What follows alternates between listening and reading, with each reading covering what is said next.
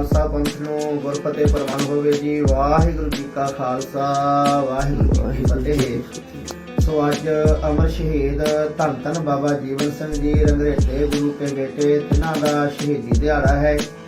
ਅੱਜ ਦੇ ਦਿਨ ਹੀ ਉਹਨਾਂ ਨੇ ਚਮਕੌਰ ਦੀ ਗੜੀ ਦੇ ਵਿੱਚ 10 ਲੱਖ ਦੁਸ਼ਮਣਾਂ ਦਾ ਮੁਕਾਬਲਾ ਕਰਦਿਆਂ ਹੋਇਆਂ ਧੰਨ ਸ੍ਰੀ ਗੁਰੂ ਗੋਬਿੰਦ ਸਿੰਘ ਸਾਹਿਬ ਮਹਾਰਾਜ जी के बचना अनुसार जब आओ कि औध निदान बनाए अत ही रण में तब जूझ मरो, जो कलगीधर पातशाह जी ने बचन कहे सन ते वचन कहा सी 1.25 लाख से एक लड़ाऊं तवे गोबिंद सिंह नाम कहाऊं। कलगियां वाले पातशाह जी के इन्हां बचनां नूं पूरे करदे होए अमर शहीद धन धन बाबा जीवन सिंह जी अज दे दिन चमकौर दी गढ़ी दे विच 10 ਲੱਖ दुश्मनां दा मुकाबला करदे होए शहीद होए सन। सो गुरमुखो प्यारिओ, बाबा जीवन सिंह जी की शहीदी बारे कई कुछ कहते हैं, कोई कुछ कहता है, कोई कहता है कि संत सिंह जी नूं कलगी तोड़ा दे के गए ते उन्हां दी शहीदी हुई, कोई बाबा संत सिंह जी नूं कहता है। पर असल सच जो है बाबा जीवन सिंह जी नूं कलगीधर पातशाह जी कलगी तोड़ा दे के गए सन अते उन्हां दी शहीदी अंतिम शहीदी हुई जो चमकौर दी गढ़ी दे विच बुरज है। वो इस गल दी साधी भरदा है, गवाही भरदा है कि अखीरले सब तो चढ़ती कला वाले योधे बाबा जीवन सिंह जी सन, जिन्हां दा विशेष तौर ते उत्थे बुरज बनया होया है ते जिन्हां नूं सतगुरु जी अपनी जगह ते बिठा के गए उन्हां दे नाम ते उत्थे बुरज बन सकदा सी, होर किसी दे नाम ते बुरज नहीं सी बन सकदा। जे उन्हां दे नाम ते उत्थे बुरज है तां कलगीधर पातशाह जी उन्हां नूं अपनी जगह ते बिठा के गए सन। ते फिर मेरी पीढ़ी दे मालक धन धन श्री गुरु हरगोबिंद साहिब महाराज जी ने एक बार अपने गुरसिखां नूं भविख वाग दसदिया होया, फ्यूचर वाग दसदिया होया गुरु महाराज जी ने दस्सिया सी कि आउण वाले समय दे विच जदों असीं 10वें जामे दे विच होवांगे उदों असीं की करांगे ते की भाणे वापरनगे। महान गुरु हरगोबिंद साहिब महाराज जी दी सेना दे योधे बाबा बिधि चंद जी उन्हां ने धन श्री गुरु हरगोबिंद साहिब महाराज जी नूं भरी संगत दे विच बेनता कीता सी कि सतगुरु जी आउण वाले समय दे विच आप जी किन्ने रूप धारण करोगे, जिस तरह गुरु नानक देव महाराज जी तो लैके हुण तुसीं 6वें जामे दे विच हो ते 6वें जामे तो बाद तुसीं किन्ने क स्वरूप होर धारण करोगे ते अखीर ते किस तरीके दे नाल तुसीं सानूं इस रहिंदी दुनिया तक उपदेश देंदे रहोगे।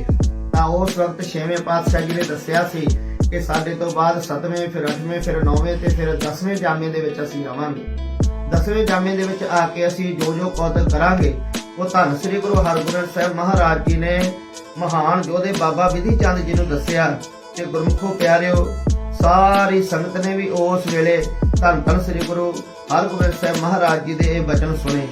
सो गुरमुखो प्यारिओ, ये वचन धन धन गुरु हरगोबिंद साहिब महाराज जी दे गुरबिलास पातशाही 6वीं दे विच दर्ज हन, जो भाई भगत सिंह जी ने ग्रंथ लिखिया, जो भाई दया सिंह जी दे विद्यार्थी सन। उन्हां ने जो ग्रंथ लिखिया गुरबिलास पातशाही 6वीं, ਉਹਦੇ ਵਿੱਚ ਉਹਨਾਂ ਨੇ ਦੱਸਿਆ ਕਿ ਭਾਈ ਬਿਧੀ ਚੰਦ ਜੀ ਭਰੀ ਸੰਗਤ ਦੇ ਵਿੱਚ ਭਰੀ ਸਭਾ ਦੇ ਵਿੱਚ ਧੰਨ ਧੰਨ ਸ੍ਰੀ ਗੁਰੂ ਹਰਗੋਬਿੰਦ ਸਾਹਿਬ ਮਹਾਰਾਜ ਜੀ ਨੂੰ ਪੁੱਛਦੇ ਹਨ ਕਿ ਆਉਣ ਵਾਲੇ ਸਮੇਂ ਦੇ ਵਿੱਚ ਕੀ ਹੋਵੇਗਾ। ਸਾਰਾ ਕੁਝ ਦੱਸਦੇ ਹੋਏ ਅਖੀਰ ਤੇ ਫਿਰ ਗੁਰੂ ਹਰਗੋਬਿੰਦ ਸਾਹਿਬ ਮਹਾਰਾਜ ਜੀ ਦੱਸਦੇ ਹਨ ਗੁਰਸਿੱਖਾਂ ਨੂੰ ਤੇ ਭਾਈ ਬਿਧੀ ਚੰਦ ਜੀ ਨੂੰ ਕਿ ਜਦੋਂ ਅਸੀਂ 10ਵੇਂ ਜਾਮੇ ਦੇ ਵਿੱਚ ਆਵਾਂਗੇ ਉਸ ਵੇਲੇ ਅਸੀਂ ਆਨੰਦਪੁਰ ਸਾਹਿਬ ਦਾ ਕਿਲਾ ਤਿਆਗ ਦੇਵਾਂਗੇ, ਸਰਸਾ ਨਦੀ ਨੂੰ ਪਾਰ ਕਰਕੇ ਅਸੀਂ ਚਮਕੌਰ ਸਾਹਿਬ ਪਹੁੰਚਾਂਗੇ। ਇਹ 6ਵੇਂ ਪਾਤਸ਼ਾਹ ਜੀ ਕਹਿ ਰਹੇ ਹਨ ਭਾਈ ਬਿਧੀ ਚੰਦ ਅਤੇ ਉਸ ਵੇਲੇ ਦੇ ਸਾਰੇ ਗੁਰਸਿੱਖਾਂ ਨੂੰ ਕਿ ਜਦੋਂ ਅਸੀਂ ਸਰਸਾ ਨਦੀ ਪਾਰ ਕਰਕੇ ਅਨੇਕਾਂ ਨਗਰਾਂ ਦੇ ਵਿੱਚੋਂ ਦੀ ਹੁੰਦੇ ਹੋਏ ਚਮਕੌਰ ਸਾਹਿਬ ਪਹੁੰਚਾਂਗੇ ਤੇ ਉੱਥੇ ਫਿਰ ਬੜਾ ਭਿਆਨਕ ਭਾਰੀ ਯੁੱਧ ਕਰਨਾ ਪਵੇਗਾ ਸਾਨੂੰ, ਉੱਥੇ ਬਹੁਤ ਵੱਡਾ ਯੁੱਧ ਹੋਵੇਗਾ। ਤੇ ਸਤਿਗੁਰੂ ਗੁਰੂ ਹਰਗੋਬਿੰਦ ਸਾਹਿਬ ਮਹਾਰਾਜ ਜੀ ਨੇ ਕਿਹਾ ਚਮਕੌਰ ਜਾਏ ਪੁਨ ਹੋਵੇ ਜਿੱਦਾ ਮ੍ਰਿਤ ਪੁੱਤਰ ਦੋਏ ਲੜ ਕਰ ਕ੍ਰੋਧਾ, ਕਿ ਉਸ ਯੁੱਧ ਦੇ ਵਿੱਚ ਸਾਡੇ 2 ਸੁਪੁੱਤਰ ਜਿਹੜੇ ਹਨ ਉਹ ਸ਼ਹੀਦ ਹੋ ਜਾਣਗੇ ਕ੍ਰੋਧ ਦੇ ਵਿੱਚ ਲੜ ਕੇ। ਚਮਕੌਰ ਦੇ ਵਿੱਚ ਜਦੋਂ ਅਸੀਂ ਜਾ ਕੇ 10ਵੇਂ ਜਾਮੇ ਦੇ ਵਿੱਚ ਯੁੱਧ ਕਰਾਂਗੇ ਤੇ ਫਿਰ ਅੱਗੇ ਗੁਰੂ ਹਰਗੋਬਿੰਦ ਸਾਹਿਬ ਮਹਾਰਾਜ ਜੀ ਕਹਿੰਦੇ ਹਨ ਕਿ ਸਰਹੰਦ ਭੀਤ ਦੋ ਗੁਰ ਸੁਤ ਆਵਹਿ ਸ੍ਰੀ ਗੁਰ ਸੈਲ ਤੁਰਕ ਬਹੁ ਕਾਵਹਿ। ਗੁਰੂ ਮਹਾਰਾਜ ਜੀ ਦੀ ਸੈਨਾ ਨੂੰ ਤੁਰਕ ਜਿਹੜੇ ਹਨ ਉਹ ਬਹੁਤੇ ਮਾਰ ਦੇਣਗੇ, ਯਾਨੀ ਕਿ ਘਾ ਦੇਣਗੇ, ਯਾਨੀ ਕਿ ਸ਼ਹੀਦ ਕਰ ਦੇਣਗੇ ਤੇ ਸਾਡੇ 2 ਸੁਪੁੱਤਰ ਚਮਕੌਰ ਦੀ ਗੜੀ ਦੇ ਵਿੱਚ ਸ਼ਹੀਦ ਹੋਣਗੇ 10ਵੇਂ ਜਾਮੇ ਦੇ ਵਿੱਚ ਤੇ 2 ਸੁਪੁੱਤਰ ਸਰਹੰਦ ਦੇ ਵਿੱਚ ਜਾ ਕੇ ਸ਼ਹੀਦ ਹੋਣਗੇ। ਤੇ ਇਸੇ ਤਰ੍ਹਾਂ ਫਿਰ ਸਤਿਗੁਰੂ ਜੀ ਦੱਸਦੇ ਹਨ ਕਿ ਅਖੀਰ ਤੇ ਚਮਕੌਰ ਦੀ ਗੜੀ ਦੇ ਵਿੱਚ ਜਦੋਂ ਸਾਡੇ ਦੋ ਸੁਪੁੱਤਰ ਸ਼ਹੀਦ ਹੋ ਗਏ, ਉਸ ਤੋਂ ਬਾਅਦ ਅਸੀਂ ਫਿਰ ਚਮਕੌਰ ਦੀ ਗੜੀ ਨੂੰ ਛੱਡ ਕੇ ਜਾਵਾਂਗੇ। ਤੇ ਚਮਕੌਰ ਦੀ ਗੜੀ ਛੱਡਣ ਤੋਂ ਪਹਿਲਾਂ ਸਾਡੇ ਕੋਲ ਇੱਕ ਗੁਰੂ ਦਾ ਪਿਆਰਾ ਸਿੱਖ ਹੋਵੇਗਾ, ਸਾਡੇ ਕੋਲ ਇੱਕ ਸਾਡਾ ਪਿਆਰਾ ਸਿੱਖ ਹੋਵੇਗਾ, ਸਾਡੇ ਪਿਤਾ ਜੀ ਗੁਰੂ ਤੇਗ ਬਹਾਦਰ ਮਹਾਰਾਜ ਜੀ ਦਾ ਪਿਆਰਾ ਸਿੱਖ ਹੋਵੇਗਾ, ਜਿਸ ਦਾ ਨਾਮ ਜੀਵਨ ਸਿੰਘ ਹੋਵੇਗਾ। ਛੇਵੇਂ ਪਾਤਸ਼ਾਹ ਜੀ ਦੱਸਦੇ ਹਨ ਕਿ ਜੀਵਨ ਸਿੰਘ ਗੁਰ ਕਾ ਸਿੱਖ ਹੋਈ, ਗੁਰ ਸਮ ਰੂਪ ਭੇਦ ਨਹਿ ਕੋਈ। ਉਹ ਗੁਰੂ ਦੇ ਬਰਾਬਰ ਹੀ ਹੋਵੇਗਾ, ਗੁਰੂ ਵਰਗਾ ਉਹਦਾ ਰੂਪ ਹੋਵੇਗਾ, ਗੁਰੂ ਅਤੇ ਉਹਦੇ ਵਿੱਚ ਕੋਈ ਭੇਦ ਨਹੀਂ ਹੋਵੇਗਾ। ਉਹਦਾ ਜੀਵਨ ਗੁਰੂ ਮਹਾਰਾਜ ਜੀ ਦੇ ਜੀਵਨ ਵਰਗਾ ਹੀ ਉੱਚਾ ਸੁੱਚਾ ਹੋਵੇਗਾ। ਇਸ ਕਰਕੇ ਸਾਡੇ ਅਤੇ ਉਹਦੇ ਵਿੱਚ ਕੋਈ ਫਰਕ ਨਹੀਂ ਹੋਵੇਗਾ, ਜੋ ਉਸ ਵਕਤ ਸਾਡੇ ਨਾਲ ਜੀਵਨ ਸਿੰਘ ਹੋਵੇਗਾ। ਜੀਵਨ ਸਿੰਘ ਗੁਰ ਕਾ ਸਿੱਖ ਹੋਈ, ਗੁਰ ਸਮ ਰੂਪ ਭੇਦ ਨਹਿ ਕੋਈ, ਤਾਂ ਕੋ ਆਪਣੇ ਠੌਰ ਬਿਠਾਏ। ਫਿਰ ਉਸ ਨੂੰ ਅਸੀਂ ਆਪਣੀ ਠੌਰ ਜਾਣੀ ਕਿ ਆਪਣੀ ਜਗ੍ਹਾ ਤੇ ਬਿਠਾਵਾਂਗੇ, ਜਿੱਥੇ ਅਸੀਂ ਬੈਠੇ ਹੋਵਾਂਗੇ ਜਿਹੜੇ ਬੁਰਜ ਦੇ ਵਿੱਚ, ਉਸ ਬੁਰਜ ਦੇ ਵਿੱਚ ਅਸੀਂ ਉਸ ਜੀਵਨ ਸਿੰਘ ਨੂੰ ਬਿਠਾਵਾਂਗੇ। ਦੇ ਗੁਰਿਆਈ ਮਾਸ ਟਿਕਾਏ। ਅਸੀਂ ਜਿਹੜੀ ਗੁਰੂ ਨਾਨਕ ਦੇਵ ਮਹਾਰਾਜ ਜੀ ਦੀ ਗੁਰਿਆਈ ਹੈ, ਸਾਡੇ ਤੋਂ ਬਾਅਦ 11ਵੀਂ ਜਗ੍ਹਾ ਤੇ ਉਸ ਜੀਵਨ ਸਿੰਘ ਨਾਮ ਦੇ ਗੁਰਸਿੱਖ ਨੂੰ ਦੇ ਕੇ ਤੇ ਅਸੀਂ ਮੱਥਾ ਟੇਕਾਂਗੇ। ਜਿਸ ਤਰ੍ਹਾਂ ਗੁਰੂ ਨਾਨਕ ਦੇਵ ਮਹਾਰਾਜ ਜੀ ਨੇ ਗੁਰੂ ਅੰਗਦ ਦੇਵ ਜੀ ਨੂੰ ਟੇਕਿਆ, ਗੁਰੂ ਅੰਗਦ ਦੇਵ ਜੀ ਨੇ ਗੁਰੂ ਅਮਰਦਾਸ ਮਹਾਰਾਜ ਜੀ ਨੂੰ 5 ਪੈਸੇ ਨਾਰੀਅਲ ਦੇ ਕੇ ਮੱਥਾ ਟੇਕਿਆ। ਇਸ ਤਰੀਕੇ ਦੇ ਨਾਲ ਅਸੀਂ ਗੁਰਤਾ ਗੱਦੀ ਦੇ ਕੇ ਜਾਵਾਂਗੇ, ਤਾਂ ਕੋ ਆਪਣੀ ਠੌਰ ਬਿਠਾਏ, ਦੇ ਗੁਰਿਆਈ ਮਾਸ ਟਿਕਾਏ। ਇਸ ਤਰ੍ਹਾਂ ਤਜ ਗੜੀ ਗੁਰੂ ਗੋਬਿੰਦ ਸਿੰਘ ਜਾਏ, ਫਿਰ ਅਸੀਂ ਗੁਰੂ ਗੋਬਿੰਦ ਸਿੰਘ ਦੇ ਰੂਪ ਦੇ ਵਿੱਚ ਉਸ ਗੜੀ ਨੂੰ ਤਿਆਗ ਕੇ ਜਾਵਾਂਗੇ। ਸੋ ਗੁਰਮੁਖੋ ਪਿਆਰਿਓ, ਇਹ ਤਾਂ ਛੇਵੇਂ ਪਾਤਸ਼ਾਹ ਜੀ ਨੇ ਭਵਿੱਖਵਾਕ ਕਹਿ ਦਿੱਤੇ ਭਾਈ ਬਿਧੀ ਚੰਦ ਨੂੰ ਅਤੇ ਸਾਰੇ ਗੁਰਸਿੱਖਾਂ ਨੂੰ, ਤੇ ਇਹ ਲਿਖਤ ਹੈ ਗੁਰਬਿਲਾਸ ਪਾਤਸ਼ਾਹੀ ਛੇਵੀਂ ਦੇ ਵਿੱਚ। ਫਿਰ ਇਸ ਤੋਂ ਵੱਡਾ ਹੋਰ ਕੋਈ ਪ੍ਰਮਾਣ ਨਹੀਂ ਹੋ ਸਕਦਾ। ਤੇ ਉਸ ਤੋਂ ਇਲਾਵਾ ਮਹਾਨ ਲਿਖਾਰੀ ਪ੍ਰਾਚੀਨ ਪੰਥ ਪ੍ਰਕਾਸ਼ ਦੇ ਭਾਈ ਸਾਹਿਬ ਭਾਈ ਰਤਨ ਸਿੰਘ ਜੀ ਭੰਗੂ, ਉਹ ਵੀ ਲਿਖਦੇ ਹਨ ਕਿ ਜੀਵਨ ਸਿੰਘ ਰੰਗਰੇਟੜੋ ਬੰਦੂਕੀ ਖੂਬ ਅਖਵਾਏ, ਏਕ ਬੁਰਜ ਕੇ ਮੱਧ ਬਹਿਓ ਏਕਲ ਹੀ ਥੋ ਜਾਏ। ਭਾਈ ਸਾਹਿਬ ਜੀ ਲਿਖਦੇ ਹਨ ਕਿ ਬਾਬਾ ਜੀਵਨ ਸਿੰਘ ਜੀ ਜਿਹੜਾ ਰੰਗਰੇਟਾ ਸੀ, ਉਹ ਬਹੁਤ ਵੱਡਾ ਨਿਸ਼ਾਨਚੀ ਸੀ। ਉਹ ਗੁਰੂ ਮਹਾਰਾਜ ਜੀ ਦੇ ਦਲ ਪੰਥ ਦੇ ਵਿੱਚ ਵੱਡਾ ਬੰਦੂਕਚੀ, ਵੱਡਾ ਨਿਸ਼ਾਨਚੀ ਅਖਵਾਉਂਦਾ ਸੀ। ਸਾਰੇ ਗੁਰਸਿੱਖ ਉਸ ਦੇ ਨਿਸ਼ਾਨੇ ਨੂੰ ਮੰਨਦੇ ਸਨ। ਸਾਰੇ ਸਿੰਘ ਬਾਬਾ ਜੀਵਨ ਸਿੰਘ ਜੀ ਦੇ ਨਿਸ਼ਾਨੇ ਨੂੰ ਮੰਨਦੇ ਸਨ।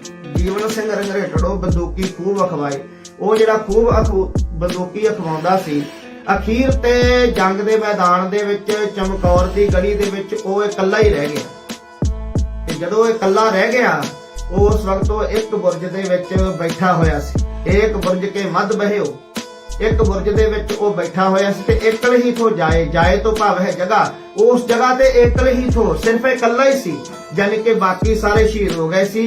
ਜਿਹਦੇ ਕਲਗੀ ਤੋੜਾ ਲੱਗਿਆ ਹੋਇਆ ਸੀ, ਉਹ ਇਕੱਲਾ ਹੀ ਬਾਬਾ ਜੀਵਨ ਸਿੰਘ ਜੀ ਇੱਕ ਬੁਰਜ ਦੇ ਵਿੱਚ, ਜਿਹੜਾ ਬੁਰਜ ਚਮਕੌਰ ਦੀ ਗੜੀ ਦੇ ਦਰਵਾਜ਼ੇ ਦੇ ਬਿਲਕੁਲ ਨਾਲ ਅਮਰ ਸ਼ਹੀਦ ਬਾਬਾ ਜੀਵਨ ਸਿੰਘ ਜੀ ਦਾ ਬਣਿਆ ਹੋਇਆ ਹੈ, ਉਸ ਬੁਰਜ ਦੇ ਵਿੱਚ ਭਾਈ ਰਤਨ ਸਿੰਘ ਜੀ ਭੰਗੂ ਕਹਿੰਦੇ ਹਨ ਇਕੱਲਾ ਹੀ ਸੀ।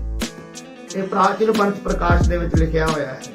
ਤੇ ਫਿਰ ਅੰਤ ਅਕੇਲਾ ਗੜੀ ਮੈਂ ਜੀਵਨ ਸਿੰਘ ਪ੍ਰਵੀਨ, ਜਿਹੜਾ ਜੰਗ ਯੋਧੇ ਦੇ ਵਿੱਚ ਬੜਾ ਪ੍ਰਵੀਨ ਸੀ, ਅਖੀਰ ਤੇ ਇਕੱਲਾ ਉਹ ਹੀ ਰਹਿ ਗਿਆ।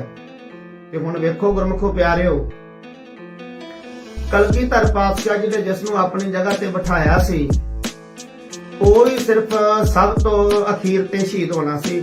ਬਾਕੀ ਸਾਰੇ ਸਿੰਘਾਂ ਨੇ ਉਸ ਤੋਂ ਪਹਿਲਾਂ ਉਸ ਨੂੰ ਬਚਾ ਕੇ ਸ਼ਹੀਦ ਹੋਣਾ ਸੀ।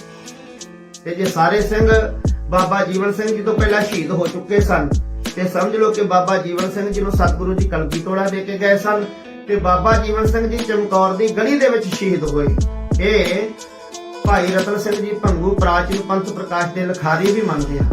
ਤੇ ਇਸ ਤੋਂ ਇਲਾਵਾ ਕਲਗੀਧਰ ਪਾਤਸ਼ਾਹ ਜੀ ਦੇ 52 ਕਵੀਆਂ ਦੇ ਵਿੱਚ ਮਹਾਨ ਕਵੀ ਟੰਕਣ ਜੀ, ਉਹ ਵੀ ਬਹੁਤ ਸੁੰਦਰ ਲਿਖਦੇ ਹਨ ਕਿ ਨਿਜ ਕਲਗੀ ਸਿਰ ਦਈ ਸਜਾਏ, ਦਈ ਪੁਸ਼ਾਕ ਆਪਣੀ ਪਹਿਰਾਏ, ਜੀਵਨ ਸਿੰਘ ਕੋ ਬਰਜ ਬਿਠਾਏ, ਤਜ ਗੜੀ ਗੁਰੂ ਗੋਬਿੰਦ ਸਿੰਘ ਜਾਏ। ਤੇ ਅਖੀਰ ਤੇ ਵਜੀਦਾ ਆਤ ਪ੍ਰਸੰਨ ਭਇਓ ਲਿਓ ਮਾਰ ਗੋਬਿੰਦ।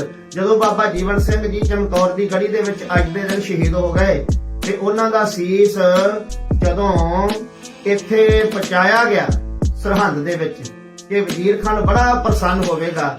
ਵਜ਼ੀਰ ਖਾਨ ਬੜਾ ਪ੍ਰਸੰਨ ਹੋਇਆ ਕਿ ਗੁਰੂ ਗੋਬਿੰਦ ਸਿੰਘ ਮਹਾਰਾਜ ਜੀ ਚੜ੍ਹਾਈ ਕਰ ਗਏ ਹਨ, ਗੁਰੂ ਗੋਬਿੰਦ ਸਿੰਘ ਮਹਾਰਾਜ ਜੀ ਦਾ ਸੀਸ ਧੜ ਦੇ ਨਾਲੋਂ ਅਲੱਗ ਕਰਕੇ ਮੇਰੀ ਫੌਜ ਲੈ ਆਈ ਹੈ।